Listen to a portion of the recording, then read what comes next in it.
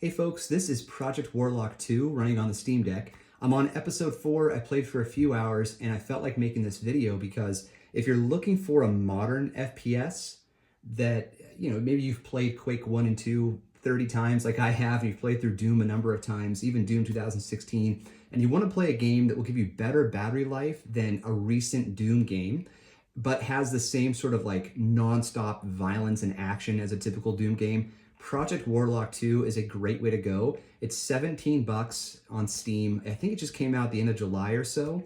Anyway, I picked it up on sale. I think I paid $13.50, and I don't regret it at all. I thought I might regret it because I didn't like Project Warlock 1. I just couldn't get into it, but this game is a ton of fun. Really good weapons, good upgrade system. There's a little bit of magic you can do as well.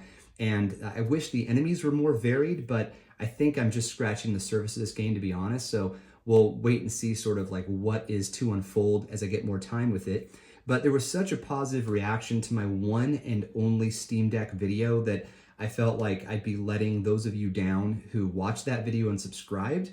I gained a lot of subscribers during, because of that video. So I don't want to let you guys down. Here is my next Steam Deck video. The big deck is back, and I'll just kind of walk you through what I'm enjoying about this game and how it plays on the Steam Deck.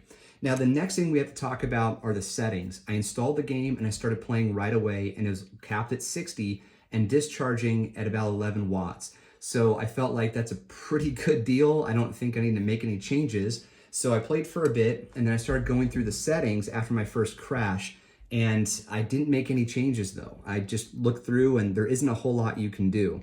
So resolution, refresh rate, VSync, what you're seeing here are the default settings. I didn't make any changes. Then if you go to quality and lighting, again, not a whole lot that you can change, and I kept it exactly as you see here. This is the default setting, and the same with post-processing. I didn't want to mess with real-time reflections or bloom, although I could. I just feel like the game looks really good. I'm getting good battery life, maybe about 2.5 to 3 hours with it, which is way better than I was getting with Doom 2016. And I'm getting 60 hertz refresh. So the game, again, is playing really well, not a lot of dips, but that crash that I mentioned, which prompted me to go through the settings, it happened when there were a lot of bad guys on the screen. I don't know if there's a relationship there because my second crash was in a similar environment, not the same part of the game or anything like that, but a lot of bad guys on the screen, and then the game crashed. So there could be something going on there, or you know what, it's just a coincidence. It's also a new game on a new system, so it's possible, and it's running on emulation. I gotta mention that, sorry. Okay, so in order to get this game to work, you do want to turn on Proton in here. So you go to, I don't know if I can even do it while the game is running. Yeah, I don't know that I can, but if you're not familiar with how you do this, you go to your game library and you find a game. Let's just pick up Project Warlock. Here we go. And then you go to the settings wheel. You go to properties, and under compatibility, you first check this box to force the use of specific Steam Play compatibility tool. And then you do have some options here under Proton. I kept it at experimental, which is the first option. And then the game launched, and it's been running mostly very well since then, with the exception of those 2 crashes.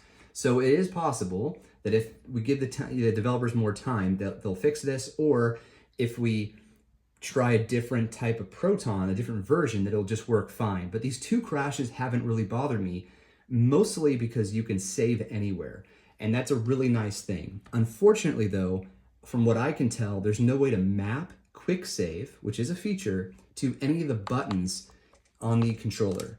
So if you go here and you look at gamepad, you can see that there's a number of bindings, but there's really no way to go to quick save. Like I can't tap on it, I can't scroll and find it. There's really no way to select it. So I can't remap it, which is a little bit of a shame. But I'm sure somebody will figure it out because there are just so many freaking smart people out there. And if they do, that would be really sick, because that's the one thing I would like to have is quick save. To hit one of those hard to reach rear buttons on the Steam Deck, use one of these for quick save. Oh man, that'd be great. So instead what I do is every few minutes or so, I just stop and save the game, and that's removed or reduced my paranoia. So that's really cool. Okay, so we got to see how this game runs. Again, it's a lot like Doom. It's fast-paced, it's bullet hell, for lack of a better phrase. There are a number of really cool weapons in here too. So like this weapon, for example, I don't even know how to get to the weapons log. There's a bestiary at least, but you can upgrade your weapons by finding upgrade zones. And then when you do that, you unlock different things. Like this went from a standard assault rifle to a laser rifle, so it does more damage and it looks really cool when you fire it like that. Every weapon has an alternative fire, but you don't always have, you have to unlock that. So like the shotgun, for example, has an alternative fire where you can fire all of your rounds at once. I unlocked 4 rounds and then I unlocked this alternative fire, so that's pretty cool. And there is a map. You press down on the directional pad and that'll get you to the map. And one of the things I like too is that you can move your guy around even though you're in the map mode. And then there's a little arrow that tells you where to go if you're lost. And I've gotten lost quite a few times in this game. And I haven't played this mission yet, so if I suck, that's part of the reason. There's a sword, which you can upgrade too, so it can do more damage.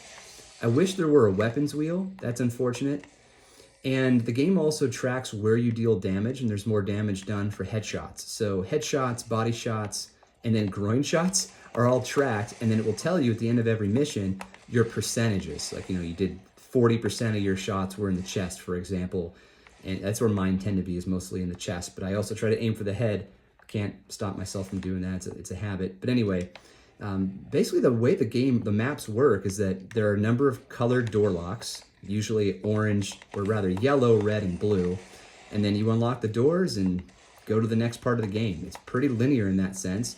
There are some secrets, so you could try to find those, and I'm sure the map would help, but going to the map really requires that there are no bad guys around, since it doesn't pause the game when you access the map.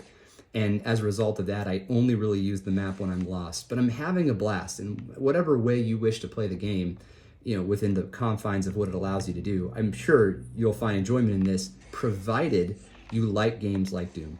Because this is a lot like Doom in such a good way. It's a lot like Quake as well. It's just a really nice shout out to those old games.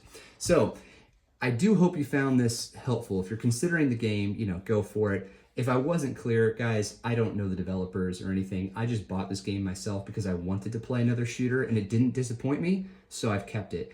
And yeah, if you want more content like this, please just let me know. Otherwise, it's going to be more laptop stuff, because it's the stuff that I really enjoy doing, but I'm loving my Steam Deck, so I don't mind making videos about it. Hope you found this helpful. Catch you on the next one. Cheers.